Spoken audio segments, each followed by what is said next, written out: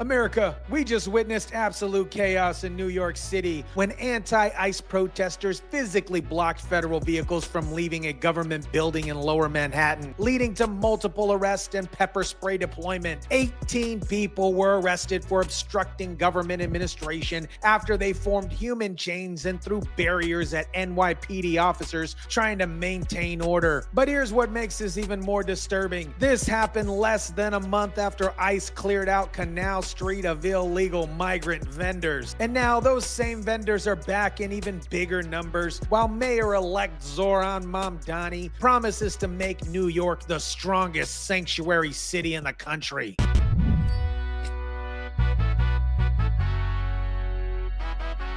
Arrests were also caught on camera. Ashamed of yourselves! Others were pepper sprayed. I just have a really bad sting in the eyes. I got hit in the face a little bit. I was bleeding from my mouth. But what is up, guys? TYSON DELACRUZ here. Thank you so much for rocking with me. This case perfectly shows how New York's sanctuary city policies create a cycle where federal agents clear out illegal activity, protesters obstruct enforcement, and the criminal networks immediately return stronger than before. Let me break down exactly what happened at the U.S. General Services Administration building in Lower Manhattan. Federal agents from ICE, FBI, and other agencies were conducting operations when over 150 protesters descended on the scene and began physically obstructing law enforcement. Several people were taken into custody in Lower Manhattan after what police sources call an unscheduled anti-ICE demonstration. Those sources tell CBS News New York protesters gathered at a parking garage near Center and Howard Streets around noon. We're told they were trying to stop ICE agents from leaving the garage to conduct a vendor raid on nearby Canal Street. Think about that. These activists had advanced intelligence about federal operations and organized a coordinated response to physically obstruct law enforcement. You can see NYPD officers are still here even several hours since the protest.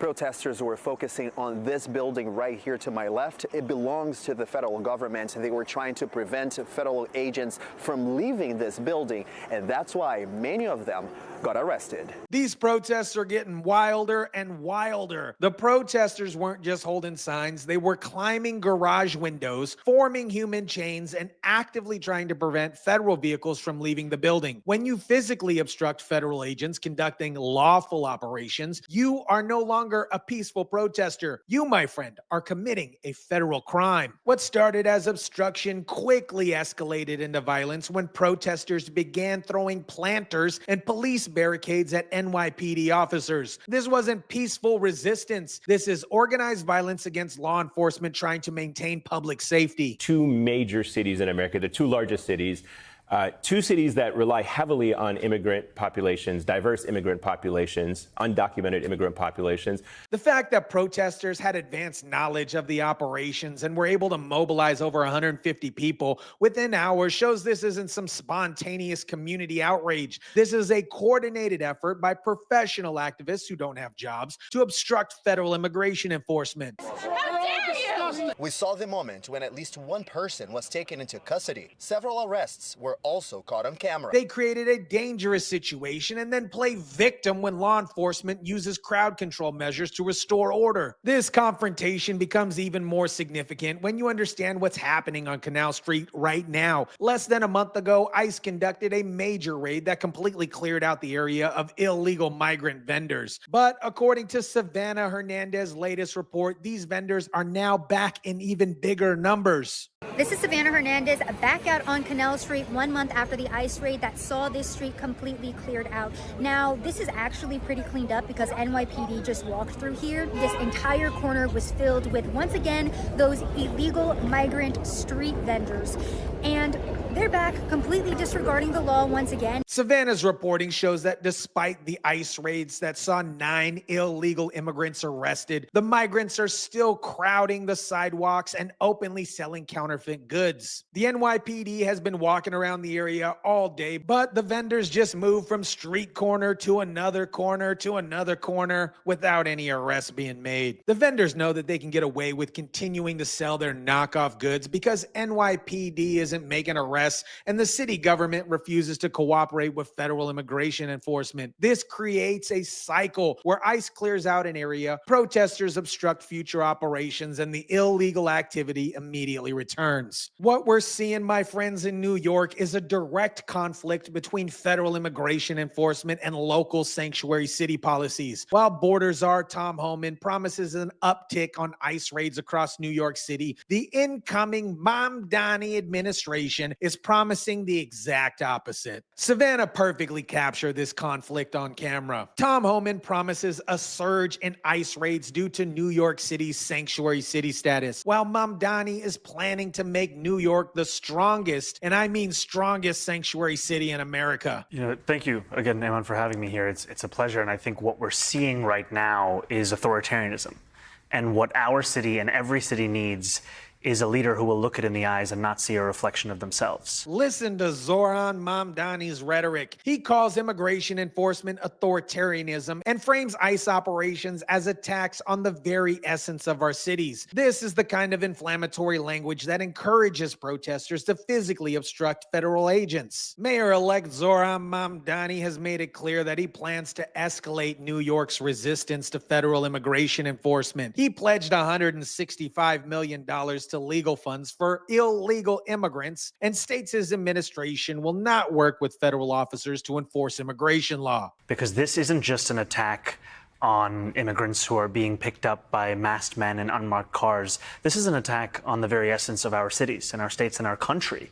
And we are seeing too many so-called leaders across this country who are sitting idly by as this takes place, when we know that Donald Trump never rewards concessions. He can only be defeated if you're willing to fight him. Mamdani positions himself as somebody who will fight federal immigration enforcement rather than comply with federal law. He's essentially promising to turn New York City government into an active resistance movement against ICE operations. Instead of using city resources to help legal residents, he's dedicating massive funding to protect people who violated federal immigration law. What happened at the federal building was not spontaneous. It is a result of organized protesting networks that have been training people to obstruct ICE operations. These groups hand out whistles and conduct workshops teaching illegal immigrants how to hide from federal agents. We're here to stand up for our communities and we're here to stand up for our neighbors.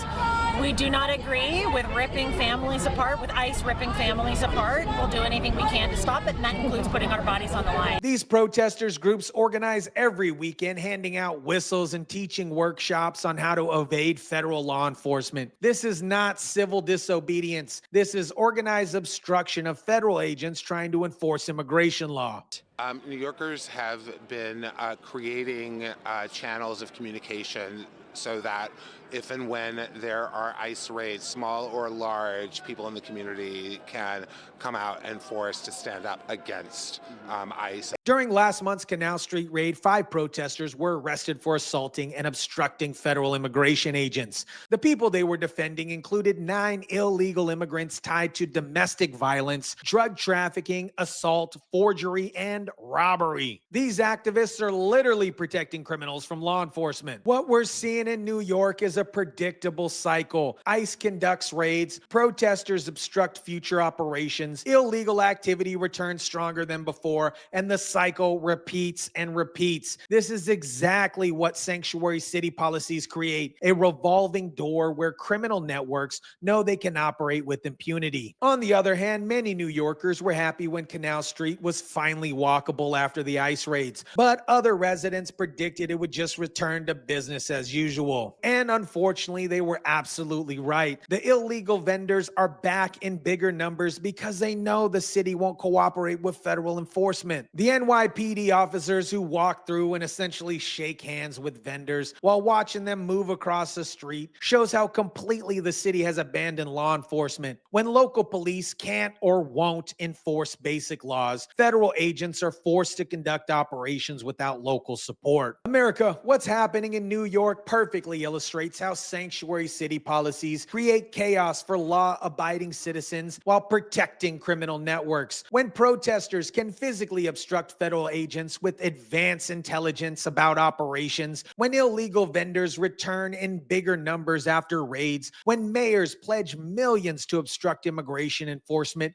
you no longer have a functioning city government. 18 arrests at the federal building shows what happens when activist networks think they can physically block law enforcement with impunity. These weren't peaceful protesters. These were people throwing barriers at police and climbing buildings to obstruct federal operation. The Canal Street return to chaos less than a month after ICE raids proves that sanctuary city policies create a revolving door for illegal activity. When vendors know they can operate with impunity because the city refuses to cooperate with federal enforcement. Zohran Mamdani promises to make New York the strongest sanctuary city in America, guarantees this cycle will continue and escalate. When mayors use taxpayer money to actively obstruct federal law enforcement, they're choosing criminals over citizens. The fact that protesters had advanced intelligence about ICE operations shows how deeply these networks have penetrated city government and law enforcement. When activists know about federal operations before they happen, someone is leaking information to help criminals evade justice. New York has become a sanctuary for criminals and a source of chaos for law-abiding citizens. Until the city starts cooperating with federal immigration enforcement instead of obstructing it, this cycle of lawlessness will continue and escalate. Let me know what you think about this. Drop it down in the comment section down below. Smash the like button if you kindly would. Share, subscribe, and as always, guys,